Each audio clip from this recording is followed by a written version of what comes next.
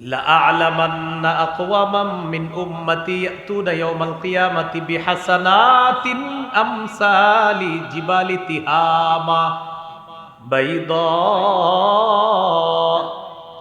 ফায়াজআলুহা আল্লাহু হাবাআম মানসুরা। আমার উম্মতের একদল মানুষ যারা সরাসরি গুনাহ করে না, কিন্তু পর্দার আড়ালে তারা যখন যায় তখন ঠিকই ভয়ঙ্কর ভয়ঙ্কর গুনাহ করে। নবীজি বললেন, সাহাবীরা বললেন, হুজুর এরা কারা? কয়, নবীজি বলেন, এরা কিয়ামতের ময়দানে তিহামার সাদা পাহাড়ের মতো বড় বড় আমল নিয়ে উপস্থিত হবে। আল্লাহ তাদের আমলগুলা একদম বিক্ষিপ্ত ধূলিকণার মতো বানায় দিবে। সাহাবীরা বললেন, সিফুম লানা ইয়া রাসূলুল্লাহ, হুজুর তাদের বর্ণনা একটু আমাদেরকে দেন তো, দেখি তারা কারা, আমরা যেন ওই শ্রেণীর না হই। নবী বললেন, তারা দেখতে তোমাদের মতো, তাদের চামড়া তোমাদের চামড়ার মতো। ইয়াখুজুনা বিল্লাইলি কামা তাখুজুনা, তোমরা যেমন রাতে তাহাজ্জুদ পড়ো তারাও তাহাজ্জুদ পড়ে, তবে হাত্তা ইদা খালাউ বিমাহারিমিল্লাহ ইনতাহাকুহা, এরা যখন নির্জনে কোনো হারাম জিনিস পাওয়া যায় তখন ওই হারাম অপরাধটার মধ্যে তারা লিপ্ত হয়ে পড়ে, ঘন্টার পর ঘন্টা সে অপরাধ করে, প্রতিনিয়ত এই অপরাধ করে। তোমাদের মতো তাহাজ্জুদ পড়ে, তোমাদের মতো নামাজ পড়ে, তোমাদের মতো ইবাদত বন্দেগী করে, কিন্তু আড়ালে নির্জনে গেলে ভয়ঙ্কর অপরাধে প্রতিনিয়ত ঘন্টার পর ঘন্টা সে অপরাধ করতেছে। নবী বলেন, এদের আমলগুলো আল্লাহ কিয়ামতের ময়দানে বিক্ষিপ্ত ধূলিকণার মতো বানায়। আপনারা মাঠে আছেন? হ্যাঁ, আচ্ছা, এটা এই শুনছেন বর্ণনাটা যে বললাম, শুনছেন? এই অপরাধ হয়ে যাচ্ছে অনেক। বাচ্চা, এটা থেকে বাচ্চা। কেন? সূরা আনামের 151 নম্বর আয়াতে আল্লাহ বলেন, ওয়ালা তাকরাবুল ফাওয়াহিশা মা যাহারা মিনহা ওয়া মা বাতান, তোমরা প্রকাশ্য অশ্লীলতার কাছে যেও না, গোপন অশ্লীলতার কাছেও যেও না। আয়াত দ্বারা বোঝা যায় প্রকাশ্যে অশ্লীলতাও হারাম, গোপনে অশ্লীলতাও হারাম। কি বললেন? প্রকাশ্য অশ্লীলতার কাছে যেও না, গোপন অশ্লীলতার কাছেও যেও না। সূরা আনামের 151 নম্বর আয়াতে অনেকগুলা হারামের কথা আল্লাহ বলেন। কুল তাআলাউ আতলু মা হাররামা রাব্বুকুম আলাইকুম আল্লা তুশরিকু বিহি শাইআ, নবী আপনি বলেন, আসো আমি তোমাদেরকে তেলাওয়াত করে শোনাই যা তোমাদের রব তোমাদের উপর হারাম করেছেন। কি হারাম করেছেন? আমি আপনাদের সামনে পবিত্র কোরআনের 28 নম্বর পারা সূরাতুত তাহরীম থেকে একটি আয়াতে কারিমার অংশ বিশেষ তেলাওয়াত করলাম। তাহরীম শব্দের অর্থ হলো হারাম করা, হারাম করা। রাসূলুল্লাহ সাল্লাল্লাহু আলাইহি ওয়াসাল্লামের একটি হাদিস আপনাদের সামনে পেশ করলাম। আয়াত হাদিস সামনে রাখলে যে বিষয়টি আমাদের সামনে ফুটে ওঠে সেটা হলো হালাল হারাম। হালাল হারামের ক্ষেত্রে মূলনীতি হলো আল্লাহ তাআলা যা হালাল করেছেন তা হালাল, আল্লাহ যা হারাম করেছেন তা হারাম। এগুলো 1 নম্বর কথা। হাদিসের একটা কিতাব আছে, নাম সিলসিলাতুল আহাদিসিস সহিহা। এই কিতাবের 2256 নম্বর হাদিসের বর্ণনা, মা আহাল্লাল্লাহু ফি কিতাবিহি ফাহুয়া হালাল ওয়া মা হাররামা ফিহি ফাহুয়া হারাম। আল্লাহ তাআলা তার কোরআনের মধ্যে যা হালাল করেছেন তা হালাল, আল্লাহ তার কিতাব কোরআনের মধ্যে যা হারাম করেছেন তা হারাম। সূরা বাকারার 187 নম্বর আয়াতে আল্লাহ বলেন, তিলকা হুদুদুল্লাহি ফালা তাকরাবুহা, এগুলা আল্লাহর সীমারেখা, নিষেধ বিষয়গুলা এগুলা আল্লাহর সীমারেখা। আল্লাহ বলেন এগুলার কাছেও যায় না। নিষেধ কাজ তো করাই যাবে না, আল্লাহ বলেন এটার কাছেও যায় না, করা তো দূরের কথা, কাছেও যেও। এই হলো 1 নম্বর কথা। 2 নম্বর কথা, আল্লাহর হালালকে হারাম করার অধিকার কারো নাই। সহিহ বুখারীর বর্ণনা 5267 নম্বর হাদিস। রাসূলুল্লাহ সাল্লাল্লাহু আলাইহি ওয়াসাল্লামের স্ত্রী আয়েশা সিদ্দিকা রাদিয়াল্লাহু তাআলা আনহা থেকে বর্ণনা, তিনি বলেন, কানা রাসূলুল্লাহ সাল্লাল্লাহু আলাইহি ওয়াসাল্লাম ইয়ামকুসু ইনদা যায়নাব ইবনাতি জাহাশ রাদিয়াল্লাহু তাআলা আনহা ওয়া ইয়াশরাবু ইনদাহা আসালা। রাসূলুল্লাহ সাল্লাল্লাহু আলাইহি ওয়াসাল্লাম তার স্ত্রী জয়নব রাদিয়াল্লাহু তাআলা আনহার কাছে কিছু সময় অবস্থান করতেন এবং তার কাছে মধু পান করতেন। আমরা এখানে যারা আছি সবাই জানি মধু হালাল না হারাম। আম্মাজানরা ভালোবাসার প্রতিযোগিতা করতেন, কে বেশি আল্লাহ রসুলকে ভালোবাসতে পারে, কে বেশি নবীজির সংস্রব গ্রহণ করতে পারে, এইটা আম্মাজানদের প্রতিযোগিতা ছিল। সেই ধারাবাহিকতায় আয়েশা রাদিয়াল্লাহু তাআলা আনহা বলেন, তাওয়াসাইতু আনা ওয়া হাফসা আন্না আইয়াতানা দাখালা আলাইহা an-নাবিয়্যু সাল্লাল্লাহু আলাইহি ওয়াসাল্লাম ফালতাকুল ইন্নী আজিদু মিনকা রিহা মাগাফির আকালতাল মাগাফির। আমি এবং হাফসা পরামর্শ করলাম, রাসূলুল্লাহ সাল্লাল্লাহু আলাইহি ওয়াসাল্লাম আমাদের দুইজনের যার কাছে আগে প্রবেশ করবে সে নবীকে বলবে, আপনার মুখ থেকে মাগাফিরের গন্ধ পাই, আপনি কি মাগাফির খেয়েছেন? নবীজি তার আরেক স্ত্রী জয়নব রাদিয়াল্লাহু তাআলা আনহার কাছে অবস্থান করতেন, সেখানে মধুপান করতেন।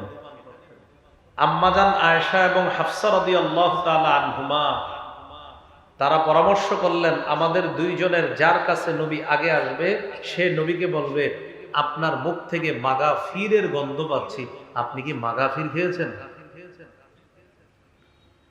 উদ্দেশ্য হলো যেন নবীজি এরকম বেশি বেশি ওখানে না যায়। ফাদাখালা আলা ইহদাহুমা,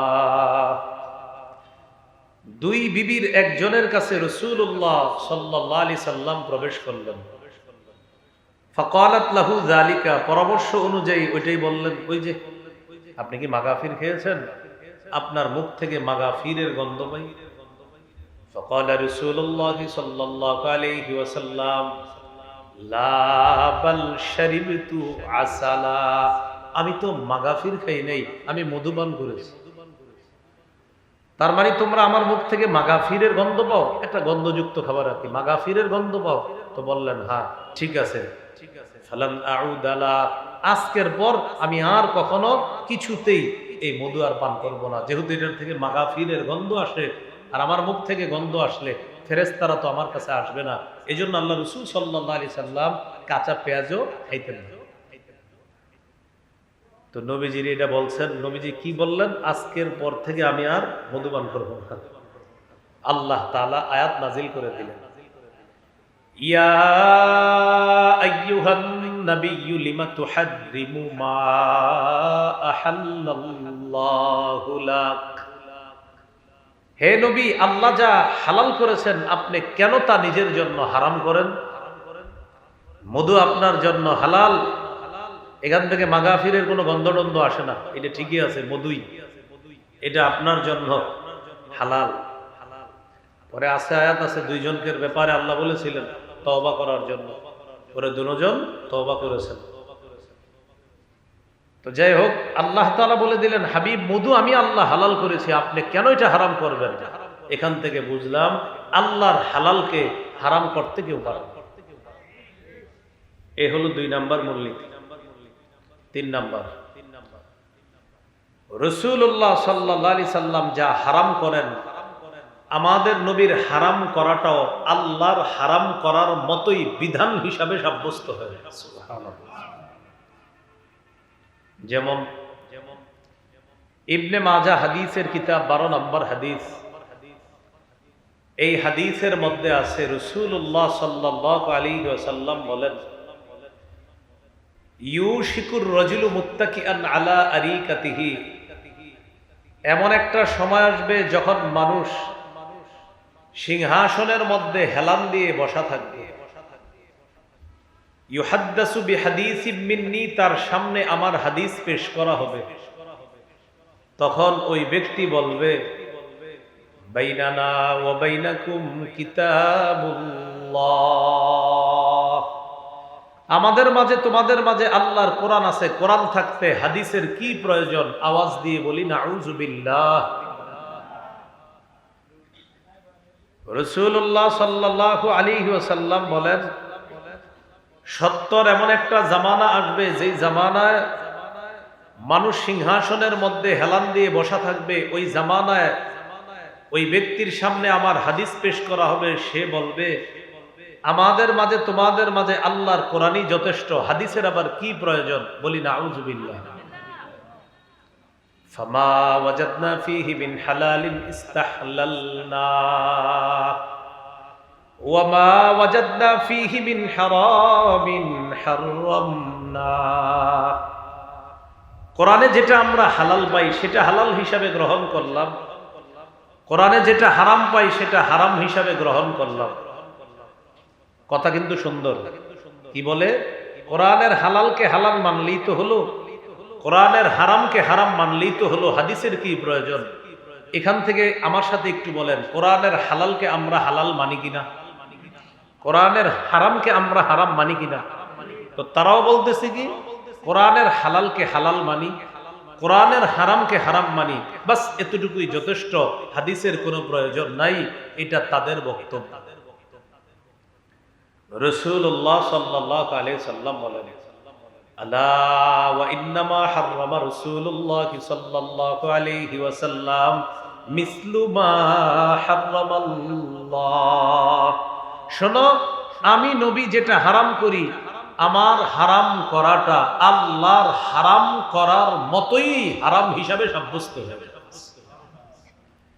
তাহলে কি শিখলাম? শুধু কোরআন না শুধু হাদিস, না কোরআন হাদিস। যারা বলে শুধু কোরআন মানাই যথেষ্ট, হাদিসের প্রয়োজন নাই, তাদের গভীর একটা চক্রান্ত হলো উম্মতকে বেনামাজি বানানো। কি বানানো? প্রশ্ন হতে পারে কেন? কোরআনে আছে আকিমুস সালাত, তোমরা সালাত কায়েম করো, নামাজ পড়ো। কিভাবে নামাজ পড়বা এটা কোরআনে নাই। কোরআনে আছে ইয়া আইয়ুহাল্লাযীনা আমানুর কাউ, হে ঈমানদারগণ তোমরা রুকু করো। কিভাবে রুকু করো এটা কোরআনে নাই। কোরআনে আছে ওয়াসজুদু, তোমরা সিজদা করো। কিভাবে সিজদা করো এটা কোরআনে নাই। কোরআনে আছে ওয়াবুদু রাব্বাকুম, রবের ইবাদত করো। কিভাবে করো এটা কোরআনে নাই। কোরআনে আছে নামাজ পড়ো, তাই নামাজ পড়া ফরজ, কিন্তু ফজরের নামাজ 2 রাকাত ফরজ, এটা হাদিসে আছে। কোরআনে আছে নামাজ পড়া ফরজ, তাই যোহরের নামাজ ফরজ, আসরের নামাজ ফরজ, এশার নামাজ ফরজ, কিন্তু কোরআনে এটা নাই। আসরের নামাজ কয় রাকাত, যোহরের নামাজ কয় রাকাত, এশা কয় রাকাত, এটা হাদিসে আছে। যোহরের নামাজ 4 রাকাত, আসর 4 রাকাত, এশার নামাজ 4 রাকাত। কোরআনে আছে নামাজ পড়া ফরজ, তাই মাগরিব পড়া ফরজ, কিন্তু মাগরিব 3 রাকাত ফরজ, এটা হাদিসে আছে। তাই শুধু কোরআন না, শুধু হাদিস না, কোরআন এবং হাদিস। যারা বলে শুধু কোরআন, তারা প্রকারান্তরে হাদিস অস্বীকার করার কারণে তাদের ঈমান চলে যাবে এবং উম্মতকে তারা কৌশলে বেনামাজি বানানোর একটা ষড়যন্ত্র। বলেন তো কোরআন, সবাই বলেন তো কোরআনে কি আছে? নামাজ পড়ো। ফজরের নামাজ 2 রাকাত, এটা কোথায় আছে? মাশাআল্লাহ। কোরআনে আছে নামাজ পড়ো। যোহর যে 4 রাকাত, এটা কোথায় আছে?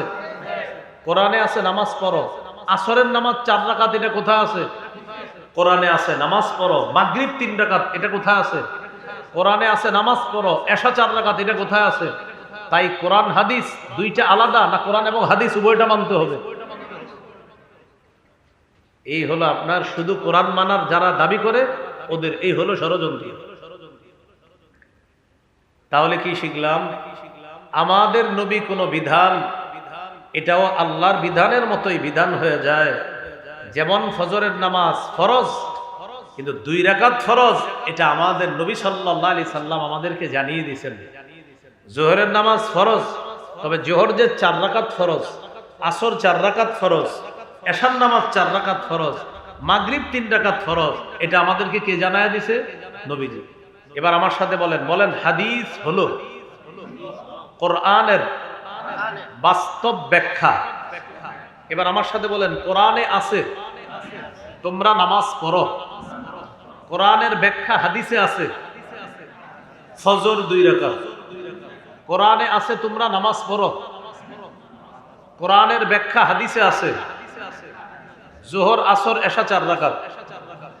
কোরআনে আছে তোমরা নামাজ পড়ো, কোরআনের ব্যাখ্যা হাদিসে আছে মাগরিব 3 রাকাত। তাহলে শুধু কোরআন, শুধু হাদিস না কোরআন হাদিস? মাশাআল্লাহ, আশা করি বুঝতে পারছেন। তাহলে 1 নাম্বার আল্লাহর হালাল আল্লাহর হারাম, 2 নাম্বার আল্লাহর হালালকে হারাম করার সাধ্য কারণে, 3 নাম্বার আমাদের নবী কোনো বিধান যখন আমাদের জন্য রেখে যান, আমাদের নবীর সেই বিধানটাও আল্লাহ পাক রব্বুল আলামিনের বিধানের মতোই এটা কার্যকর হয়ে যায়, যে বিধানের মধ্যে আল্লাহ তাআলা সমর্থন থাকে। কারণ আমাদের নবী কোনো কিছু নিজের থেকে বলে না, যা বলে সব ওহী থেকেই আল্লাহ রাসূল বলে। আল্লাহ আমাদেরকে কথাগুলো মনে রাখার তৌফিক দান করে। 4 নাম্বার কথা, হালাল স্পষ্ট, হারাম স্পষ্ট। হালাল হারামের মাঝে কিছু বিষয় আছে অস্পষ্ট। সহিহ বুখারীর বর্ণনা 52 নম্বর হাদিস, قال رسول الله صلى الله عليه وسلم الحلال بين والحرام بين وبينهما مشبهات। রাসূলুল্লাহ সাল্লাল্লাহু আলাইহি ওয়াসাল্লাম বলেন হালাল স্পষ্ট, হারাম স্পষ্ট। হালাল হারামের মাঝে কিছু বিষয় আছে অস্পষ্ট। ফামানিত্তাকাল মুশাব্বাহাত, যারা সন্দেহযুক্ত জিনিস থেকে বেঁচে থাকবে, ফাকাদ ইস্তাবরা লিদীনিহি ওয়া ইরজিহি, সে তার দ্বীন এবং তার সম্মানকে হেফাজত করবে। যেমন হালাল স্পষ্ট, যেমন বলেন তো মায়ের সাথে দেখা দেওয়া হালাল, বলেন মায়ের সাথে দেখা দেওয়া, স্ত্রীর সাথে দেখা দেওয়া, মায়ের সাথে দেখা দেওয়া, চাচির সাথে দেখা দেওয়া হারাম।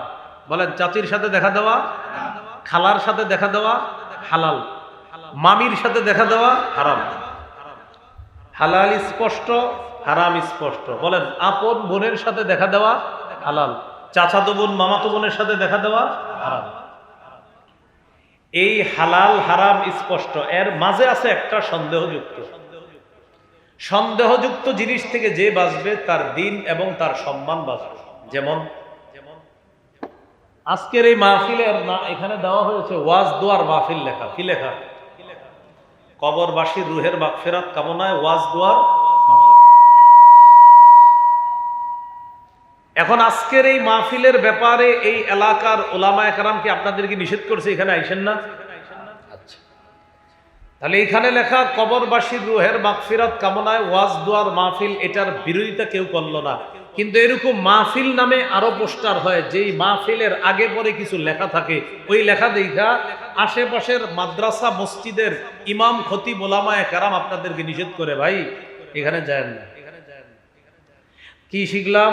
এই মাহফিলে কেউ নিষেধ করলো না, কিন্তু কিছু জায়গায় মাহফিল লেখা থাকে, বাকি আগে কিছু একটা লেখা থাকে, ওইটা লেখা থাকার পরে হুজুররা বলে ভাই এখানে যায় না।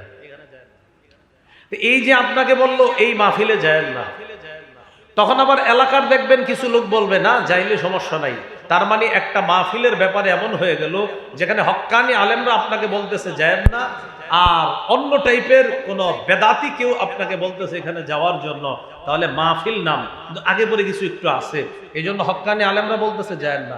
এখন আপনি চিন্তা করলেন, আচ্ছা আমি কি যাব না না যাব? আমার পরামর্শ হলো আপনি কি করবেন দেখেন। আমার পরামর্শ হলো এখানে এক মাহফিলে যাওয়ার ব্যাপারে দল হয়ে গেছে কয়টা? 2টা। এক দল বলতেছে যান, সমস্যা নাই কোনো, আরেক দল বলতেছে যায় না, এখানে গেলে উল্টাপাল্টা কথা বলবে, ইমানের খতরা আসতে পারে। এই তো আপনি বুদ্ধি করে চিন্তা করবেন, আচ্ছা এই মাহফিলে যদি আমি না যাই কি হবে আমার? না গেলে আমার নামাজের ক্ষতি হবে না, আমার রোজার ক্ষতি হবে না, আমার জাকাতের ক্ষতি হবে না, আমার হজের ক্ষতি হবে না, আমার কিচ্ছু হবে না। যেহেতু হক্কানি আলেমরা বলতেছে এখানে না যাওয়া ভালো, আবার একদল বলতেছে যাওয়া উচিত। যেই জায়গার মধ্যে সন্দেহ কাজ করতেছে এখানে আমি না গেলাম, এখানে না গেলে তো আমার কোনো ক্ষতি হইতেছে না। আল্লাহ রসুল বলেন সন্দেহযুক্ত বিষয় থেকেও বাঁচো, তোমার দিনও ঠিক থাকবে, তোমার সম্মানও ঠিক থাকবে। এই জন্য সন্দেহের, যেটার মধ্যে সন্দেহ, ওলামায়ে কেরাম যদি বলে ভাই এখানে একটু দুর্গন্ধ আছে, যায় না ভাই, আল্লাহ আমাদেরকে কথাগুলা বোঝার তৌফিক দান করেন। তো হাদিসটা এবার শুনি। ওয়ামান ওয়াকাআ ফিশ শুবহাত কারাইন ইয়ারআ হাওলাল হিমা ইউশিকু আইওয়াকিআ। এক বাদশার একটা দেয়াল আছে, দেয়ালের সামনে লেখা সংরক্ষিত এলাকা, এই এলাকার আশেপাশে ছাগল চড়ানো যাবে না, গরু চড়ানো যাবে না। ছাগল গরু চড়াইলে এই দেয়ালের ভিতরে ছাগল গরু ঢুকার সম্ভাবনা আছে। আপনি কি করলেন, বুদ্ধি করে গরু ছাগল তার দেয়ালের পাশে নিয়ে ঘাস খাওয়াইতেছেন, হঠাৎ একটা ছাগল দেয়ালের চিপা ফাঁকা পেয়ে ঢুকে গেছে ভিতরে। আগেই তো লেখা ছিল এই দেয়ালের পাশে গরু ছাগল চড়াবেন না, কেন চড়াইলেন? তাহলে বোঝা গেল দুনিয়াতে এরকম কিছু জায়গা থাকে যেখানে প্রবেশ করা নিষেধ। তাই ওখানে বলা হয় যে এখান থেকে 100 হাত দূরে থাকুন, 1000 হাত দূরে থাকুন। কেন? এটার কাছে আসলে ঝামেলা আসছে। রাসূলুল্লাহ সাল্লাল্লাহু আলাইহি সাল্লাম বলেন আলা ইন্না লিকুল্লি মালিকিন হিমা, প্রত্যেক বাদশার একটা সীমারেখা আছে। ওয়া ইন্না হিমাল্লাহি ফিল আরদি মাহারিমুহু, পৃথিবীতে আল্লাহর সীমারেখা হলো নিষিদ্ধ বিষয়গুলা। এই নিষিদ্ধ বিষয়গুলার ব্যাপারেও আল্লাহর বিধান হলো এটার কাছেও যায় না। রাখাল যেমন ওই দেয়ালের কাছে গেলে তার ছাগল দেয়ালের ভিতরে ঢুকে যাওয়ার সম্ভাবনা, এটার ভিতরে যে কোনো সমস্যা ঘটতে পারে। আল্লাহর হারাম বিষয়গুলার কাছে যদি তুমি যাও, হতে পারে ওই হারামের মধ্যে তুমি জড়িয়ে পড়বে। এই জন্য হারামের কাছে না যাওয়া। সন্দেহ যে ওখানে গেলে আমি কি হারাম কাজটা করে ফেলবো, সন্দেহ লাগতে যায় না, হতে পারে করে ফেলবেন। আপনার 10 বন্ধু গেছে খেলা দেখতে, হারাম খেলা, জুয়ার খেলা দেখতে গেছে। আপনি চিন্তা করলেন আমি একটু গিয়ে স্কোরটা যাই না, সে আমি খেলাটা দেখবো না, শুধু স্কোর জানবো। আপনি গেলেন, যাওয়ার পর বন্ধুদেরকে দূর থেকে জিজ্ঞাসা করতেছেন দোস্ত কি অবস্থা, এটা জিজ্ঞাসা করার জন্য গেছেন। বন্ধুরা লম্বা সময় এখানে জুয়া বাজির খেলা দেখবে। সেখানে বন্ধুদেরকে জিজ্ঞাসা করতে যাওয়ার, যখন জিজ্ঞাসা করবেন স্কোরটা, ওই টাইমে সবাই দিচ্ছে তালি, এরে ছক্কা। তখন আপনি আর সইতে পারেন নাই, ঘটনা কি আজকে শেষবারের মতো একটু যাই দেখি কি হয়। এই যে দেখেন, হারামের সীমা রেখার কাছে যাইতে নিষেধ করছে রাসূল সাল্লাল্লাহু আলাইহি সাল্লাম। কেন? ওখানে যদি তুমি যাও, হতে পারে হারামের মধ্যে তুমি ঢুকে যাবে। কথাটা কি বুঝে আসছে সবার? এই জন্য আল্লাহ পবিত্র কোরআনের মধ্যে বলেন ওয়ালা তাকরাবুজ জিনা, আল্লাহ বলেন তোমরা জিনার নিকটবর্তী হয়ো না। বলে নাই জিনা করো না, বলছে জিনার কাছেও যাও না। বলে নাই জিনা করো না, বলছে এটার কাছেও যেও না। যদি এটার কাছাকাছিও যাও, হতে পারে এই শয়তান তোমাকে আসল জিনার মধ্যে লিপ্ত করায় দেয়। অথচ আমাদের পকেটে পকেটে এখন জিনার উপকরণ আছে। সহিহ বুখারীর বর্ণনা 6612 নম্বর হাদিস। قال رسول الله صلى الله عليه وسلم إن الله كتب على ابن آدم حظه من الزنا أدرك ذلك لا محالة। নিশ্চয়ই আল্লাহ আদম সন্তানকে জিনার পরীক্ষা দ্বারা পরীক্ষা করেন। ফাজিনাল আইনি আন নাজরু, চোখের জিনা হলো দেখা। ওয়াজিনাল লিসানাল মানতিক, মুখের জিনা হলো কথা বলা। ওয়ান নাফসু তামান্না ওয়া তাশতাহি, অন্তর কল্পনা করে, এটা অন্তরের জিনা।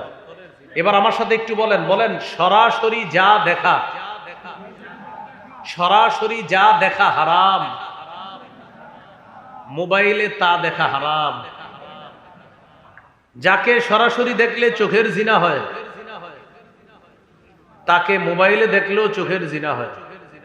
ঘটনা কি আওয়াজ কমে গেল কেন? আবার বলেন, যাকে সরাসরি দেখলে চোখের জিনা হয়, বলেন, তাকে মোবাইলে দেখলেও চোখের জিনা হয়, ভিডিও কলে দেখলেও চোখের জিনা হয়, নাটক সিনেমায় দেখলেও চোখের জিনা হয়। এখন নিজেরে প্রশ্ন করেন, কয়জন এটা থেকে বাঁচতেছে? রাসূলুল্লাহ সাল্লাল্লাহু আলাইহি সাল্লাম বলেন লাআলামান্না আকওয়ামান মিন উম্মতি ইয়াতুনা ইয়াওমাল কিয়ামাতি বিহাসানাতিন আমসালি জিবালি তিহামা বাইদা ফায়াজআলুহা আল্লাহু হাবাআম মানসুরা। আমার উম্মতের একদল মানুষ যারা সরাসরি গুনাহ করে না, কিন্তু পর্দার আড়ালে তারা যখন যায় তখন ঠিকই ভয়ঙ্কর ভয়ঙ্কর গুনাহ করে। নবীজি বলেন, সাহাবীরা বললেন, হুজুর এরা কারা? কয়, নবীজি বলেন, এরা কিয়ামতের ময়দানে তিহামার সাদা পাহাড়ের মতো বড় বড় আমল নিয়ে উপস্থিত হবে। আল্লাহ তাদের আমলগুলা একদম বিক্ষিপ্ত ধূলিকণার মতো বানায় দিবে। সাহাবীরা বললেন, সিফুম লানা ইয়া রাসূলুল্লাহ, হুজুর তাদের বর্ণনা একটু আমাদেরকে দেন তো, দেখি তারা কারা, আমরা যেন ওই শ্রেণীর না হই। নবী বললেন, তারা দেখতে তোমাদের মতো, তাদের চামড়া তোমাদের চামড়ার মতো। ইয়াখুজুনা বিল্লাইলি কামা তাখুজুনা, তোমরা যেমন রাতে তাহাজ্জুদ পড়ো তারাও তাহাজ্জুদ পড়ে, তবে হাত্তা ইযা খালাউ বিমাহারিমিল্লাহ ইনতাহাকুহা, এরা যখন নির্জনে কোনো হারাম জিনিস পাওয়া যায় তখন ওই হারাম অপরাধটার মধ্যে তারা লিপ্ত হয়ে পড়ে, ঘন্টার পর ঘন্টা সে অপরাধ করে, প্রতিনিয়ত এই অপরাধ করে। তোমাদের মতো তাহাজ্জুদ পড়ে, তোমাদের মতো নামাজ পড়ে, তোমাদের মতো ইবাদত বন্দেগী করে, কিন্তু আড়ালে নির্জনে গেলে ভয়ঙ্কর অপরাধে প্রতিনিয়ত ঘন্টার পর ঘন্টা সে অপরাধ করতেছে। নবী বলেন, এদের আমলগুলো আল্লাহ কিয়ামতের ময়দানে বিক্ষিপ্ত ধূলিকণার মতো বানায়। আপনারা মাঠে আছেন? হ্যাঁ, আচ্ছা, এটা এই শুনছেন বর্ণনাটা যে বললাম, শুনছেন? এই অপরাধ হয়ে যাচ্ছে অনেক। বাচ্চা, এটা থেকে বাচ্চা। কেন? সূরা আনআমের 151 নম্বর আয়াতে আল্লাহ বলেন, ওয়ালা তাকরাবুল ফাওয়াহিশা মা যাহারা মিনহা ওয়া মা বাতান, তোমরা প্রকাশ্য অশ্লীলতার কাছে যেও না, গোপন অশ্লীলতার কাছেও যেও না। আয়াত দ্বারা বোঝা যায় প্রকাশ্যে অশ্লীলতাও হারাম, গোপনে অশ্লীলতাও হারাম। কি বললেন? প্রকাশ্য অশ্লীলতার কাছে যেও না, গোপন অশ্লীলতার কাছেও যেও না। সূরা আনআমের 151 নম্বর আয়াতে অনেকগুলা হারামের কথা আল্লাহ বলেন। কুল তাআলাউ আতলু মা হাররামা রাব্বুকুম আলাইকুম আল্লা তুশরিকু বিহি শাইআ, নবী আপনি বলেন, আসো আমি তোমাদেরকে তেলাওয়াত করে শোনাই যা তোমাদের রব তোমাদের উপর হারাম করেছেন। কি হারাম করেছেন? আল্লাহ তুশরিকু বিহি শাইআ, তোমরা রবের সাথে শিরিক করবা না, আল্লাহর সাথে শিরিক করা হারাম। ওয়াবিল ওয়ালিদাইনি ইহসানা, মা বাবার আনুগত্য করবা, তাদের নাফরমানি করবা না, মা বাবার নাফরমানি করা হারাম। ওয়ালা তাকতুলু আওলাদাকুম মিন ইমলাক, দারিদ্রতার ভয়ে সন্তান হত্যা করবা না, দারিদ্রতার ভয়ে সন্তান হত্যা করবা না। বুখারীর বর্ণনা, রাসূলুল্লাহ সাল্লাল্লাহু আলাইহি সাল্লামকে জিজ্ঞাসা করা হলো, হুজুর সবচেয়ে বড় পাপ কোনটি? রাসূলুল্লাহ সাল্লাল্লাহু আলাইহি সাল্লাম বললেন, আনতাদউ লিল্লাহি নিদ্দান ওয়া হুয়া খালাকাকা, তুমি তোমার রবের সাথে কাউকে সমকক্ষ হিসাবে ডাকা অথচ আল্লাহ তোমাকে সৃষ্টি করেছেন। প্রশ্ন করলেন, হুজুর এরপর কোনটা?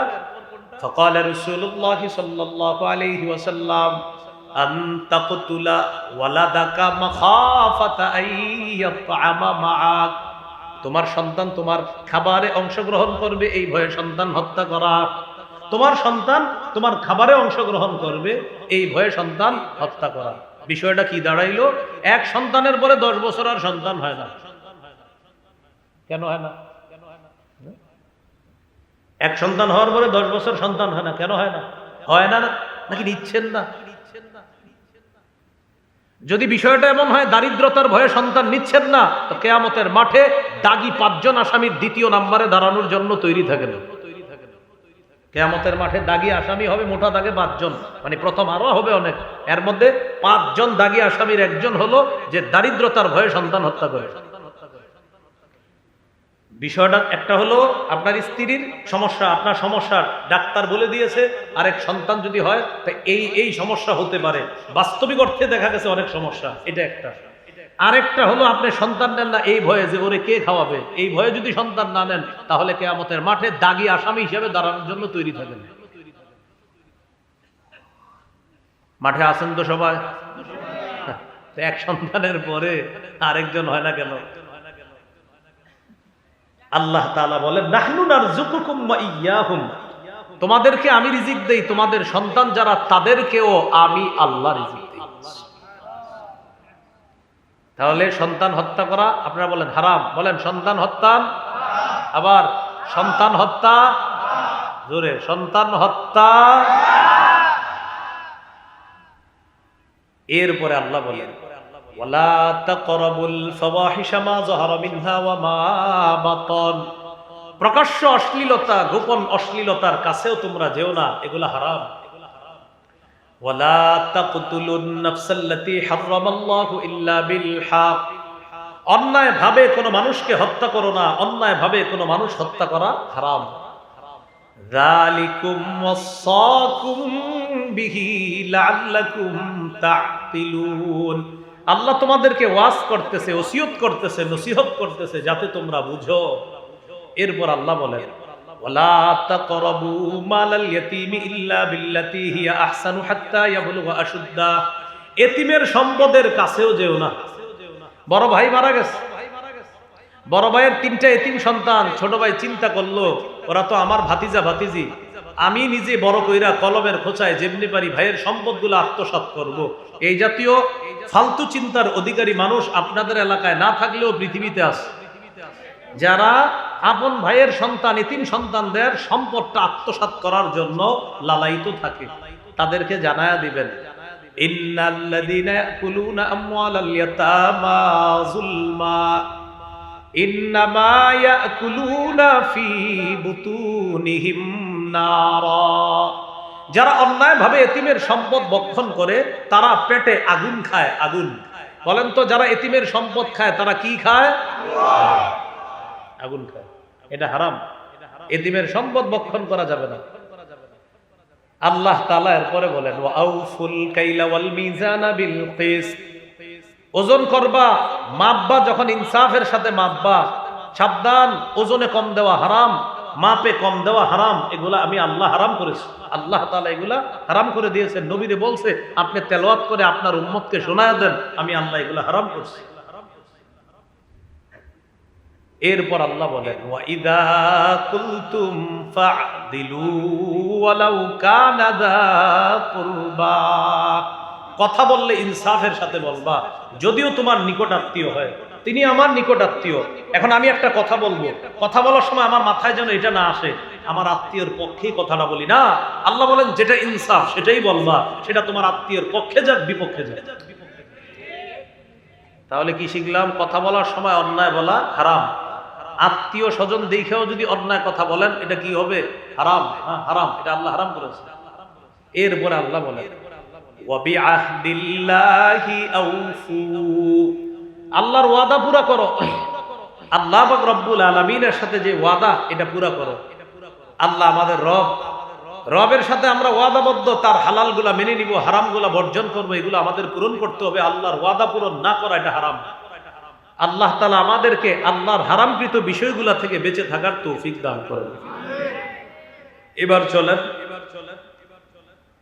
হারামের মধ্যে কিছু হারামের সম্পর্ক কথার সাথে, প্রিয় ভাইয়ের একটু বলতে হবে হারামের কিছু সম্পর্ক কিসের সাথে বলেন? যেমন মিথ্যা কথা বলা হারাম। মিথ্যা কথা বলা কি হারাম? একটু মন দিয়ে শুনেন। সহিহ বুখারীর বর্ণনা 6094 নম্বর হাদিস। এই হাদিসটা শোনানোর আগে আমি আপনাদেরকে বলছি, এই যুগে যদি কেউ চান যে আবু বকর সিদ্দিক রাদিয়াল্লাহু তাআলা, আবু বকর তার উপাধি যেমন সিদ্দিক, আল্লাহ তাআলা আপনি যদি চান এই যুগেও আপনার নামের পিছনে সিদ্দিক লেখা হোক, হাদিস দ্বারা প্রমাণ হয় এই যুগেও কোনো মানুষ চাইলেই আল্লাহর কাছে সে সিদ্দিক নামটা লেখাইতে পারে। সাথে সাথে মনে রাখবেন মিথ্যা নবুয়ত দাবিদার তার নাম মুসাইলামাতুল কাযযাব। এই যুগে কোনো ব্যক্তি যদি চায় যে আমার নাম কাযযাব হোক, এটাও সে পারবে। অধিক মিথ্যাবাদী, এটাও সে কি করবে? পারবে। সহিহ বুখারীর 6094 নম্বর হাদিস।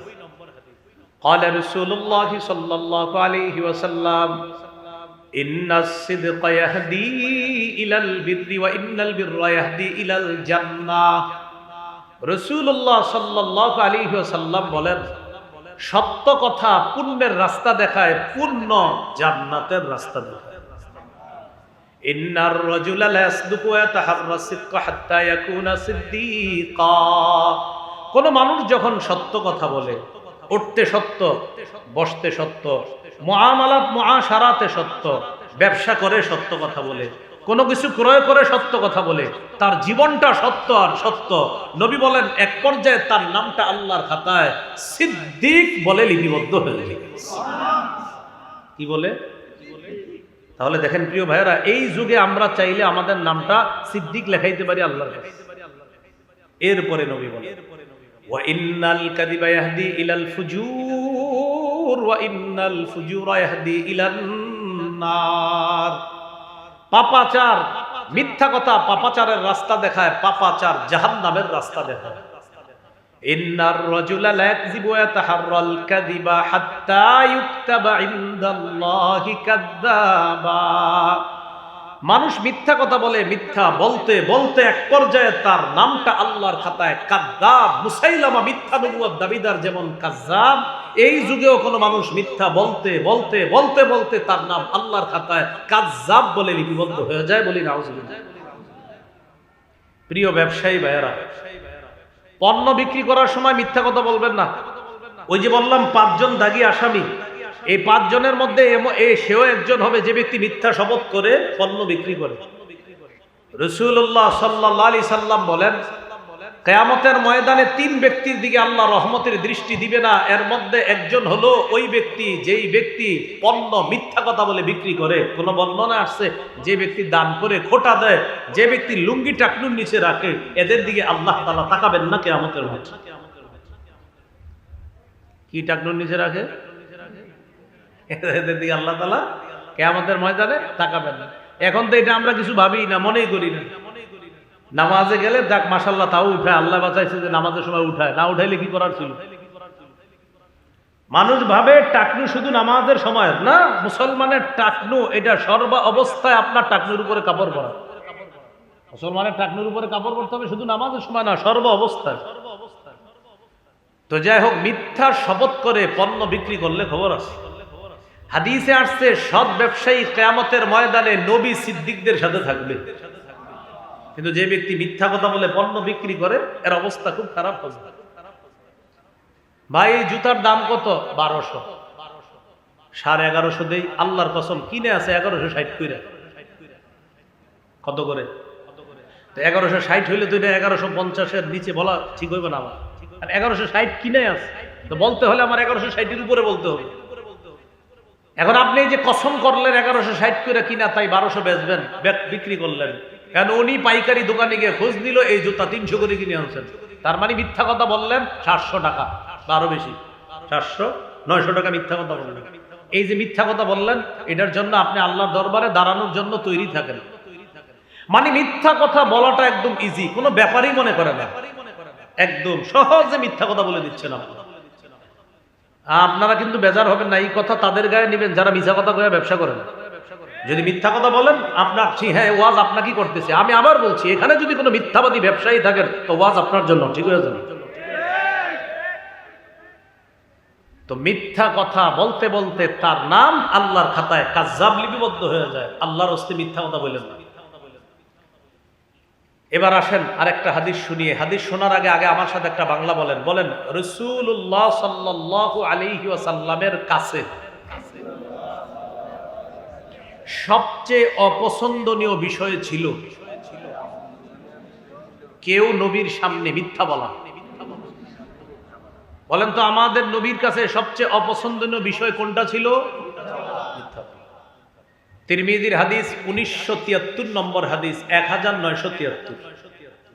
এই হাদিসের মধ্যে আছে عن عائشة الصديقة رضي الله تعالى عنها قالت ما كان خلق أبغض إلى رسول الله صلى الله عليه وسلم من الكذب।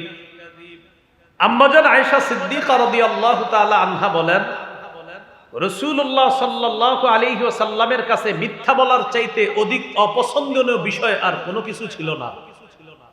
কোন ব্যক্তি যদি নবীর সামনে মিথ্যা কথা বলতেন, ফামা ইয়াজালু ফি নাফসিহি হাত্তা ইয়ালামা আন্নাহু ক্বাদ আহদাসা মিনহা তাওবা, আল্লাহ নবী ভুলতেই পারতেন না, কোনো ব্যক্তি যদি মিথ্যা কথা বলতেন তার ব্যাপারটা নবী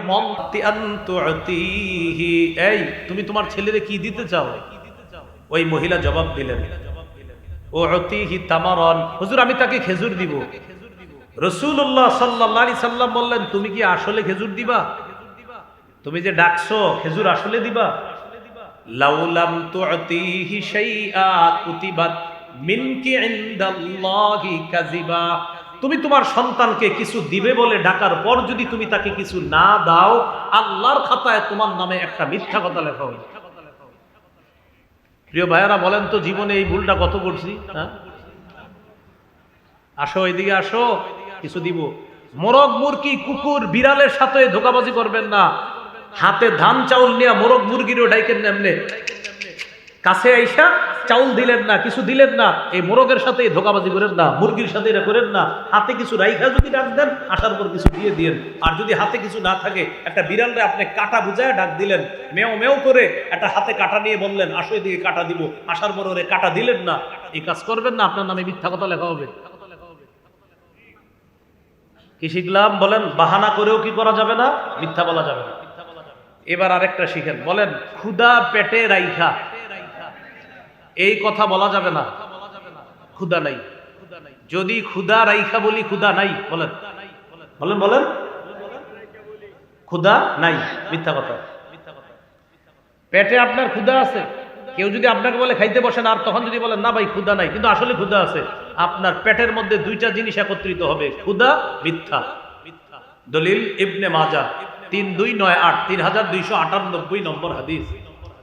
এই হাদিসের মধ্যে আসছে আসমা বিনতে ইয়াজিদ রাদিয়াল্লাহু তাআলা আনহার বর্ণনা। তিনি বলেন, উতিয়া রাসূলুল্লাহ সাল্লাল্লাহু আলাইহি ওয়াসাল্লাম বিতাআম, আল্লাহ নবীর সামনে খাবার আনা হলো। আনার পর আমরা যারা আল্লাহ নবীর সামনে, আমরা বললাম লা নাশতাহি, খাবারের আমাদের চাহিদা নাই। নবীর সামনে খাবার আনা হলো, আমরাও ছিলাম, আমরা বললাম আমাদের খাবারের চাহিদা নাই। নবীজি আমাদের দিকে তাকায় বললেন, এই শোনো, খাবারের চাহিদা তোমাদের নাই তো আসলে, লা তাজমা'না জুআন ওয়া কাযিবা, সাবধান, ক্ষুধা রাইখা বইলো না যে ক্ষুধা নাই। ক্ষুধা রাইখা যদি বলো ক্ষুধা নাই, খাবারের প্রতি চাহিদা নাই, তাহলে তোমার পেটে দুই জিনিস জমা করলা, একটা মিথ্যা জমা করলা, আর একটা তুমি ক্ষুধা জমা করলা। ক্ষুধা রাইখা যদি বলো ক্ষুধা নাই, এক পেটে খিদা রাখলা, খিদা রাইখা দুনিয়াতে কষ্ট পাইলা, আর একটা মিথ্যা পেটে ঢুকাইলা, এটার কারণে আখিরাতে কষ্ট পাবে। এখন বলেন এই ভুলটাও আমাদের হয় কিনা? আমার অনেক সময় বলে ফেলি, খিদা থাকলে কোন আল্লাহর ওলি বুজুর্গ যদি বলে আপনারে ভাই খান, কারণ আমরা অনেক সময় লজ্জায় বুজুর্গদের সামনে খাইতে চাই না, কিন্তু পেটে খিদা আছে, বিসমিল্লাহ কইরা বরকত হিসাবে শুরু করে দিবে। হ্যাঁ, বিসমিল্লাহির রহমান, হুজুর বলছে বিসমিল্লাহির রহমান, খানা শুরু করে। হ্যাঁ, একটু আদব বজায় রাখেন সামনে, সমস্যা নেই, আপনি একটু ভদ্রভাবে বইসা, হুজুর বলছে খান, তো আপনার পেটে খিদা আছে, বিসমিল্লাহির রহমান শুরু করে দেন। মিথ্যা কথা বলা যাবে না। আর যদি বলেন খাবেন না, বললেন যে হুজুর এখন খাবো না পরে খাবো, এটা বলেন, কিন্তু বললেন না যে ক্ষুধা নাই, আসলে তো ক্ষুধা আছে, প্রচুর ক্ষুধা। এই টাইমে আপনার সামনে হুজুরে বিরিয়ানি দিছে, বলেন বিরিয়ানির ঘেরানে কার মন না চায় বিরিয়ানি খাইতে? ওই টাইমে আপনার বলছে খান, আপনি বললেন ক্ষুধা নাই। কি সুন্দর মিথ্যাটা যে পেটে ঢুকাইলেন। বিরিয়ানির সময় যদি ক্ষুধা রাইখা বলেন ক্ষুধা নাই, তাহলে মিছা কথাটার পাওয়ারটা কত বেশি হয়। তো ভাই, যদিও বিষয়টা একটু হাসির মতো মনে হচ্ছে, কিন্তু আমরা এই ভুলগুলা অহরহ করে থাকি। তাহলে ক্ষুধা মিথ্যা এক পেটে একত্রিত করা যাবে না। আল্লাহ তাআলা আমাদেরকে এইভাবে এই জাতীয় মিথ্যা থেকে হেফাজত করবে। এবার আমার সাথে বলেন, মানুষকে হাসানোর জন্য বলেন মিথ্যা কথা বলা যাবে না। প্রয়োজনে সঠিক কথা বলে হাসানো দোষণীয় নয়। মিথ্যা বলে হাসানো যাবে না, সত্য বলে আপনি হাসান। ইসলাম সত্য বলে হাসানো শিখেছে। যেমন আপনাদের একটু হাসাই, বুখারীর একটা হাদিস শোনাই, হাসি দেওয়ার জন্য রেডি হন। হ্যাঁ, বেশি জোরে হাসি দেন না, একটু হালকা আপনার মুস্কি হাসবেন, এবার হাসবেন, হাসি আসবে শিওর, কিন্তু শুনেন। বুখারীর বর্ণনা, রাসূলুল্লাহ সাল্লাল্লাহু আলাইহি সাল্লামের কাছে এক সাহাবী আসলেন। আসার পর বললেন, ওয়াকাতু আলা ইমরাআতি ফি রমাদান, ইয়া রাসূলুল্লাহ, রমজান মাসে আমার দ্বারা এমন কিছু হয়ে গেছে যেটা রমজানের বাহিরে বৈধ কিন্তু রমজানে অবৈধ। এখানে অনেক বাচ্চারা আছে, এই জন্য আমি বাংলাটা এইভাবেই বললাম। বাংলাটা আপনারা আশা করি বুঝতে পারছেন যে ইয়া রাসূলুল্লাহ, রমজানের বাহিরে যে বিষয়টা হালাল ওই কাজটা রমজানে হারাম হয়, এরকম কিছু একটা আমার হয়ে গেছে, আমি এখন কি করব? আশা করি বুঝে আসছে সবার। তো রাসূলুল্লাহ সাল্লাল্লাহু আলাইহি সাল্লাম বললেন, গোলাম আজাদ করে দাও। সাহাবী বললেন, হুজুর আমার টাকা পয়সা নেই গোলাম আজাদ করার মতো। নবীজি বললেন, আতইম সিত্তিনা মিসকিনা, তাহলে 60 জন মিসকিনকে খাওয়ায়া দাও। সাহাবী বললেন, হুজুর টাকা পয়সাই নেই, আমি 60 জনকে খাওয়াবো কেমনে? রাসূলুল্লাহ সাল্লাল্লাহু আলাইহি সাল্লাম বললেন, তাহলে সুম শাহরাইনি মুতাতাবিআইন, টানা 2 মাস রোজা রাখো, মানে 60টা, মাঝে একটাও ভাঙা যাবে না। 59 নাম্বারটা ভেঙে ফেললে আবার 60টা রাখতে হবে, কথার কথা। তিনি জবাব দিলেন, হুজুর আমার ওজর আছে, আমার দ্বারা 60টা সম্ভব হবে না টানা। তাহলে গোলাম আজাদও পারবে না, 60 জন মিসকিনকেও খাওয়াতে পারবে না, আবার টানা 60টা রোজা রাখতেও পারবে না, ওজর আছে। নবীজি বললেন, দেখি কি করা যায়। ইতিমধ্যে নবীজির কাছে এক ব্যাগ খেজুর আসছে হাদিয়া। খেজুর আসার পর নবীজি বললেন, আচ্ছা ওই ব্যক্তি কোথায় যিনি মাত্র আমার কাছে মাসালা জানতে চাইলা? উনি বললেন, হুজুর আসি। নবীজি বললেন, নাও খেজুরগুলা নাও, তাসাদ্দাক বিহা, এগুলা সদকা করে দিবা, আল্লাহ তোমাকে মাফ করে দিবে। তিনি বললেন, হুজুর কারে সদকা করুন? নবীজি বললেন, তোমার চেয়ে গরিব যারা। এবার আপনারা মন দিয়ে শুনেন কি বলে। কয়, হুজুর এই 2 বর্ডারের মাঝে যে এলাকাটা আছে, আমার চেয়ে তো গরিব আর কেউ নেই। এই যে একটা হাসি দিচ্ছেন না আপনারা, সব হয়েছে আল্লাহ রসুল ঠিক এই কথাটা শুনে একটা হাসি দিছে, নবীর সামনের পাটের দাঁতগুলা দেখে। এই জন্য এখানে আমাদের ওস্তাদরা পড়াইতেন, ওস্তাদ হাসতেন, আমাদেরকে হাসাইতেন। এই হাসিতে আল্লাহ সওয়াব দেয়, আর মিথ্যা বলে হাসাবেন যেটা, সেটাতে গুনাহ হবে। বুঝে আসছিনি কথাটা? রাসূলুল্লাহ সাল্লাল্লাহু আলাইহি সাল্লাম এটা শুনে হাসলেন। হাসার পর বললেন, তো কি করা? ফানতুম ইজান, নেও খেজুরগুলো নাও, তোমরাই ঘরে গিয়ে খাও, যাও। তোমার সে গরিব কেউ নেই, এখন তুমি নাও, ঘরে গিয়ে তোমরাই খাও।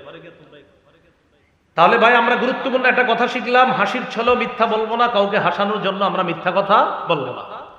তিরমিজির হাদিস 2315 নম্বর হাদিস। এই হাদিসের মধ্যে রাসূলুল্লাহ সাল্লাল্লাহু আলাইহি সাল্লাম বলেন, ওয়াইলুল লিল্লাযী ইউহাদ্দিসু বিল হাদিসি লিইউদহিকা বিহিল কওম, ওয়াইলুন লাহু ওয়াইলুন লাহ। রাসূলুল্লাহ সাল্লাল্লাহু আলাইহি সাল্লাম বলেন, ওয়াইলুন, ওই ব্যক্তির জন্য ধ্বংস যে ব্যক্তি ইউহাদ্দিসু কথা বলে, ফায়াকযিবু আর মিথ্যা কথা বলে, লিইউদহিকা বিহিল কওম মানুষকে হাসানোর জন্য মিথ্যা কথা বলে, ওয়াইলুন লাহু ওয়াইলুন লাহ, তার জন্য ধ্বংস, তার জন্য ধ্বংস, তার জন্য ধ্বংস যে মানুষকে মিথ্যা কথা বলে হাসানোর জন্য। আল্লাহ আমাদের এই মসজিদগুলা, মাহফিলগুলাকেও মিথ্যা কথা থেকে হেফাজত করে।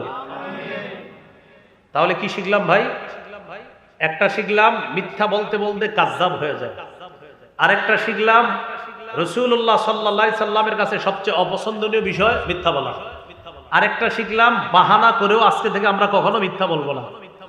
আরেকটা জিনিস শিখলাম, পেটে ক্ষুধা রাইখা আমরা কখনো মিথ্যা কথা বলবো না। আরেকটা জিনিস শিখলাম, মানুষকে হাসানোর জন্য আমরা কখনো মিথ্যা কথা বলবো না। এবার বলেন, পরিণতি চিন্তা না করে বলেন, একটা মিথ্যা কথা বললে 70 বছর জাহান্নামী হওয়া লাগতে পারে। পরিণতি চিন্তা না করে কথা বলে কিভাবে দেখেন, 3 জন 4 জন আমরা একসাথে হয়েছি, তখন বলে ফেলি এইভাবে, ও অমুকে আরে কইস না, হ্যাঁ কি ভালো মানুষ, আন্দাজি, হ্যাঁ আর কি, মানে কথার কথা বলে ফেলছি।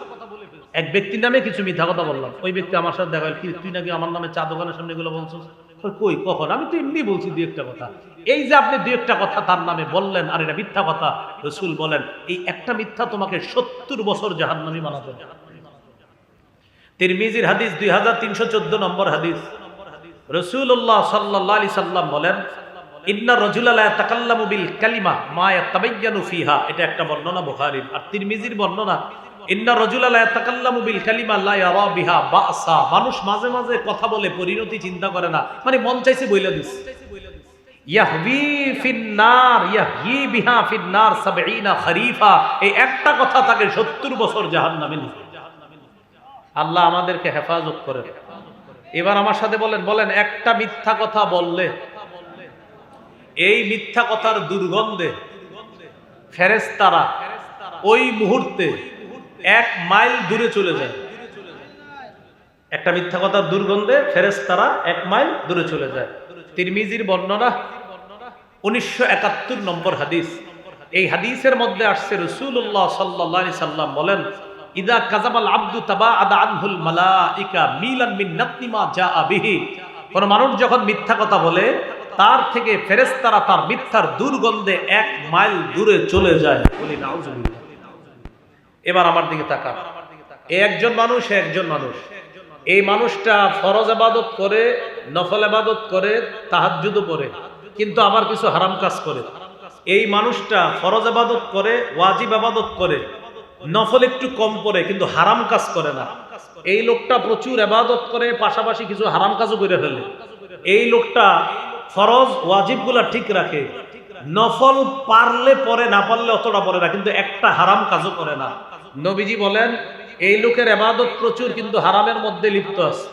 এই লোকের ইবাদত একটু কম কিন্তু হারামে লিপ্ত নাই। আমি নবী এই যে হারাম থেকে বেঁচে থাকলো, তাকে পৃথিবীর মানুষের মধ্যে শ্রেষ্ঠ ইবাদত গুজার বান্দা বলে ঘোষণা করলাম।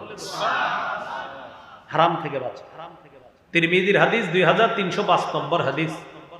আবু হুরায়রা রাদিয়াল্লাহু তাআলা আনহুর হাত ধরে রাসূল সাল্লাল্লাহু আলাইহি সাল্লাম বললেন, আবু হুরায়রা, তোমারে কয়েকটা বিষয় শিখিয়ে দিই। 1 নাম্বার, ইত্তাকিল মাহারিমা তাকুন আবাদান নাস। তুমি হারাম থেকে বাঁচো, মানুষের মধ্যে সবচাইতে শ্রেষ্ঠ আবেদ হয়ে যাবা যদি হারাম থেকে বাঁচো। এই হলো কথার হারাম, মিথ্যা কথা বলা। আরেকটা হলো খাদ্যের হারাম, সুদ খাওয়া হারাম, ঘুষ খাওয়া হারাম। হাদিসের একটা কিতাব আছে মুসনাদে আহমদ, এই কিতাবের 17,822 নম্বর হাদিস। এই হাদিসের মধ্যে আসছে, কোন এলাকার মধ্যে যদি সুদের কারবার বেড়ে যায়, ওই এলাকাটা আল্লাহ দুর্ভিক্ষের আযাব দ্বারা পাকড়াও করে। ওই এলাকায় আগে ভালো ভালো নিয়ামত ছিল, ফসল হইতো, মাছ হইতো, মুরগির ফার্মে ভালো মুরগি হইতো, ডিম ভালো বাড়তো, গাছের মধ্যে ফল ফলাদি সুন্দর হইতো, আগে ডাব হইতো প্রচুর পরিমাণ, সিম, লাউ ইত্যাদি আল্লাহ প্রদত্ত নিয়ামত গুলো অনেক বেশি হইতো। কখন? যখন মানুষ সুদি কারবার করতো না। কিন্তু নবী বলেন, সুদ যে এলাকায় ছড়ায় পড়বে, ওই এলাকায় আল্লাহ অর্থনৈতিক গজব দিয়ে পাকড়াও করবেন। মানুষ চারদিকে হাহাকার করবে, মানুষ আল্লাহ প্রদত্ত নিয়ামত থেকে বঞ্চিত হবে। কিসের কারবার বাড়লে? সুদ। নবী বলেন, যে এলাকায় ঘুষের কারবার বাড়বে, ওই এলাকার সুপুরুষগুলা কাপুরুষ হয়ে যাবে। সুপুরুষগুলা কি হবে? যেমন আমাদের দেশে যদি বাস্তবিক অর্থে জেহাদের ডাক আসে, এমনি হাত তোলে সবাই, কিন্তু বাস্তবিক জেহাদের ডাক যখন আসবে, তখন অনেকের মা বাবা তারে বুঝাবে, হুজুর রাজাক তুই ঘরে থাক, তুই কেন কেন জানেন? ওই যে আমাদের দেশে মোটেই ঘুষ কারবার নাই, তো এজন্য তারা এখন সুপুরুষ। আমাদের দেশে ঘুষের কারবার না থাকার কারণে তারা সবাই সাহসী পুরুষ নাকি আছে? নবী বলেন, যেই দেশে ঘুষের কারবার বাড়বে, এই দেশের সব কাপুরুষ হয়ে যাবে। এই জন্য দেখবেন আপনি হাত সবাই তোলে, যখন কাজের মতো কাজ হওয়ার জন্য যখন তৈরি হবে, তখন বুঝায় তুই ঘরে থাক, হুজুরা যাক, তুই থাক, ঘরে থাক। কেন? ওই যে ঘুষ চারদিকে বাড়ছে, এই ঘুষ এটা হারাম, এটা খাদ্যের হারাম। আরেকটা হলো কর্মের হারাম, শিরিক করা হারাম, বেদাত করা হারাম। এই হারাম কাজগুলা করা যাবে না। আল্লাহ তাআলা আমাদের সকলকে হারামের ব্যাপারে যে মূলনীতিগুলা বলা হলো, একটু মন দিয়ে শুনেন। আল্লাহর হালাল, আল্লাহর হারাম। 2 নাম্বার, আল্লাহর হালালকে হারাম করার অধিকার কারো নাই। 3 নাম্বার, রাসূলুল্লাহ সাল্লাল্লাহু আলাইহি সাল্লামের কোনো বিষয়ে হারাম করাটা আল্লাহর হারাম করার মতোই হারাম হয়ে যায়। এখান থেকে একটা গুরুত্বপূর্ণ জিনিস আপনারা শিখছেন, নামাজের কথা কোরআনে আছে, নামাজ পড়ো। 2 রাকাত ফজর নামাজ, এটাও কোরআনে আছে। এটা কোথায় আছে? মাশাআল্লাহ, বলেন কোরআনের ব্যাখ্যা হাদিসে আছে। এইভাবে বলবেন, কোরআনের ব্যাখ্যা হাদিসে আছে। নামাজ পড়ো, কোরআনে আছে। যোহর 4 রাকাত কোরআনে আছে। কোথায় আছে? পুরোটা বলেন, কোরআনের ব্যাখ্যা হাদিসে আছে। এভাবে ইনশাআল্লাহ বলে দিতে পারবেন না? হ্যাঁ। তো এইভাবে মনে রাখবো আমরা। 4 নাম্বার, হালাল স্পষ্ট, হারাম স্পষ্ট, মাঝে কিছু অস্পষ্ট সন্দেহযুক্ত জিনিস আছে, এগুলা থেকে আমাদের বেঁচে থাকতে হবে। এটা দিয়ে বুঝিয়েছিলাম যে হারামের মধ্যে পড়ে যাওয়ারও যদি সম্ভাবনা থাকে, সেখানে আমরা যাব না, সেটার কাছাকাছি আমরা হব না। আল্লাহ তাআলা আমাদের সকলকে হালাল জীবন যাপন করার তৌফিক দান করেন, হারাম থেকে বাঁচার তৌফিক দান। তো যে বিষয়টা আমরা জানলাম, হক নষ্ট করা এটাও হারাম, বান্দার হক নষ্ট করা এটাও হারাম। এটা আর একটা বিষয়। প্রশ্ন দিয়েন না মাহফিলে, প্রশ্নের উত্তর আমি দেই না, মুফতি সাহেবদেরকে দিয়ে দিই। হ্যাঁ, আল্লাহ তাআলা আমাদের সকলকে যে কথাগুলো বললাম শুনলাম আমরা যেন আমল করতে পারি, আল্লাহ তৌফিক দান করেন। উনি আমার কানে কানে বললেন, হুজুর হক নষ্ট করার কথা, তওবা কবুলের 4টা শর্ত আছে। 4 নাম্বার শর্তটা হলো আমার জিম্মায় কারো হক থাকলে হক আদায় করে দিতে হবে। আল্লাহ এটা মাফ করবে না, যতদিন বান্দার হক আমি আদায় না করব ততদিন কিন্তু আল্লাহ তাআলা মাফ করবে না। বান্দার হক বান্দা আদায় করতে হবে। আজকের হালাল হারাম বিষয়ের যে আলোচনাগুলা, আমার একটা সংকলন মিম্বরে আমানত, এটা যাদের কাছে আছে 3 নাম্বার খণ্ডে এই আলোচনাটা পাবেন। আজকের আলোচনাটা হালাল হারাম সম্পর্কে আলোচনাটা 1 থেকে 10 খণ্ড কিতাব, সন্তানের 64টি অধিকার প্রথম খণ্ড, দ্বিতীয় খণ্ড শিরিক বেদাত, তৃতীয় খণ্ড হালাল হারাম, চতুর্থ খণ্ড স্বামী স্ত্রীর অধিকার, পঞ্চম খণ্ড লা ইলাহা ইল্লাল্লাহর ব্যাখ্যা, ষষ্ঠ খণ্ড নামাজ, সপ্তম অষ্টম খণ্ড পাক নাপাক নামাজের মাসালা, নবম খণ্ড যাকাত, রমজান, রমজানের শেষের দিকে গুনাহ মাফ করা এবং রমজানের ঈদ, দশম খণ্ডে রমজান পরবর্তী 8টি করণীয়, এই করণীয়গুলা রমজান পরবর্তী দশম খণ্ডে আছে। হজের কথা, কোরবানির কথা। কোরবানির গরুটা কেনার আগে আমি আপনাদেরকে বলবো, মিম্বরে আমানতের 10 নম্বর খণ্ডটা একটু পড়বেন, গরুটা কোন টাইপের কিনবেন। আমরা গরু কেনার পরে হুজুরদেরকে ফোন দিই, হুজুর শিঙে সমস্যা, দাঁতে সমস্যা, এই জন্য ওটা পইরার পরে কিনতে যাবেন, তাহলে দেখবেন ইনশাল্লাহ সমস্যাটা হবে না। ঈদের পর, কোরবানির ঈদের পর একটা মেহমানদারির আয়োজন হয় আমাদের দেশে, মুসলমান দেশগুলোতে। মেহমানদারি কেমনে করবেন এই আলোচনা 10 নম্বর খণ্ডে। আর মেজবান যারা আছি আমরা, মেজবানদের কি করণীয়, আর মেহমান যারা আছি আমাদেরও কি করণীয়। আমরা যে আরেকজনের বাড়ি থেকে একদম খামু শুমু শুয়ে থাকবো আর বাইর হবো না, এরকম যে ঠিক না, এই বিষয়গুলা 10ম খণ্ডে আছে। মুহররম মাসের আলোচনা সাহাবীদেরকে কেন্দ্র করে, কারবালাকে কেন্দ্র করে 10ম খণ্ডে। ঘরের কোনায় এসে কাউয়া যদি কাকা করে, অনেকে মনে করে আমার ছেলে মেয়েটা মনে হয় ভালো নাই বিদেশে, এইটা ঠিক না, কুসংস্কার। এই বিষয়গুলা 10ম খণ্ডে আছে। 1 থেকে 10 খণ্ড আপনারা সংগ্রহ করে নেবেন, অনলাইনে পাওয়া যায়। আর ওরা এখানে গাড়িতে নিয়ে এসেছে, অনলাইনে যে দামে পাওয়া যায় এর চেয়ে একটু কম দামে ওদের কাছে পাবেন সম্ভবত। ওদের কাছ থেকে 10 খণ্ড যদি পারেন 10 খণ্ডই সংগ্রহ করে নেন, আর চাইলে ভেঙে ভেঙেও ওরা বিক্রি করে, ওদের কাছ থেকে নিতে পারেন। গাড়িতে আছে, গাড়ির কাচ না ভেঙে ওখান থেকে সংগ্রহ করবেন। আল্লাহ আমাদের সকলকে যে কথাগুলো বললাম শুনলাম, হালাল জীবন গ্রহণ করা, হারাম থেকে বেঁচে থাকার তৌফিক দান করেন। আমিন ওয়া আখিরু দাওয়ানা আনিল হামদুলিল্লাহি রাব্বিল আলামিন।